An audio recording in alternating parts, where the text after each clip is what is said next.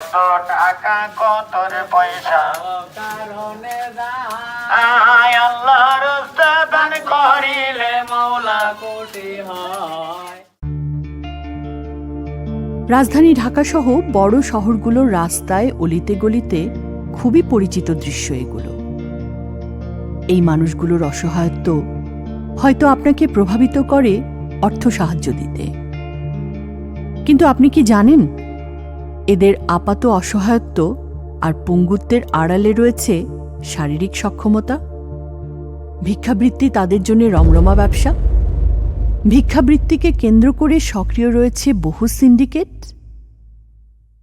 হয়তো বলবেন, এই শিশুটি তো সত্যি সত্যিই বিকলাঙ্গ, তাহলে একে ভিক্ষা দিতে সমস্যা কোথায়? আসলে আপাত দৃষ্টিতে এ ধরনের মানুষকে ভিক্ষা দেয়াতে সমস্যা নেই, কিন্তু দিনের পর দিন এ ধরনের মানুষকে ভিক্ষা দেওয়ার মাধ্যমে তৈরি হয়েছে সমস্যাপূর্ণ একটি সিস্টেম। যত অর্থই উপার্জন হোক না কেন, চিরটা কাল তারা ভিক্ষুকই রয়ে যায়। আর অল্প আয়েসে অনেক টাকা আয় করতে পারে বলে সুযোগ পেলেও ভিন্ন কিছু করতে চায় না তারা।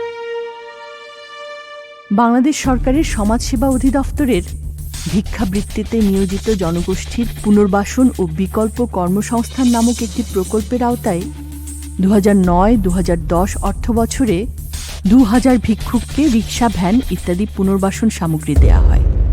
কিন্তু দেখা গেল যে সেটা আমরা সাকসেস হতে পারি না। পুনর্বাসন করার এক পর্যায়ে তারা তাদের এই যে পুনর্বাসন সামগ্রী আমরা যেটা দিয়েছি, রিক্সা, ভ্যান কিংবা টাকা পয়সা দিয়েছি, সেই সব বিক্রি টিক্রি করে ওরা আবার ভিক্ষাবৃত্তিতে ফিরে এসছে।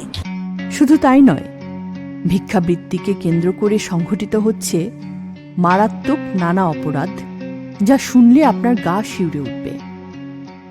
গোয়েন্দা পুলিশের সূত্রমতে শিশুদের দিয়ে ভিক্ষাবৃত্তি করিয়ে অর্থ উপার্জনের সাথে জড়িত রয়েছে কিছু সন্ত্রাসী চক্র, যারা হাসপাতাল থেকে নবজাতকদের চুরি করে বা শিশুদের অপহরণ করে আনে। এরপর তাদের শারীরিকভাবে পঙ্গু বা অক্ষম বানিয়ে দেয়। কাউকে কাউকে হাড়িতে শুইয়ে রাখে, ফলে শিশুটি স্বাভাবিকভাবে বেড়ে উঠতে পারে না, মেরুদণ্ড বাঁকা হয়ে যায়। কারো কারো চোখ উপড়ে দেয়া হয় বা হাত পা কেটে ফেলা হয়। পরিণামে তারা প্রতিবন্ধিত্ব বরণ করে পরিণত হয় ভিক্ষা বাণিজ্যের উপকরণে। তাই ভিক্ষা না দিলে এই প্রতিবন্ধী মানুষেরা কিভাবে বাঁচবে, এভাবে না ভেবে ভাবা দরকার, আসলে এদের ভিক্ষা দেই বলেই এই নিরীহ মানুষগুলোকে বরণ করতে হচ্ছে ভয়ানক পরিণতি। আর যাকে ভিক্ষা দিচ্ছেন সে এই টাকা দিয়ে কি করে সেটা দেখাও কিন্তু আপনার দায়িত্ব, কারণ ভিক্ষার অর্থে মাদক সেবন করে এমন মানুষ আছে অজস্র। ভিক্ষা চাইতে আসা এক লোককে নবীজি সাল্লাল্লাহু আলাইহি ওয়াসাল্লাম তার ঘরে থাকা জিনিসপত্র আনতে বললেন। লোকটি একটি কম্বল আর পানি পান পাত্র নিয়ে এলে নবীজি সাল্লাল্লাহু আলাইহি ওয়াসাল্লাম সেগুলো বিক্রি করে কুঠার কিনতে বললেন।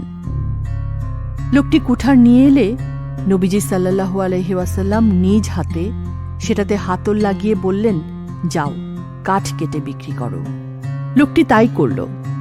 কিছুদিন পর যখন নবীজি সাল্লাল্লাহু আলাইহি ওয়াসাল্লামের কাছে আসলো, তখন তার উপার্জন 10 দিরহাম।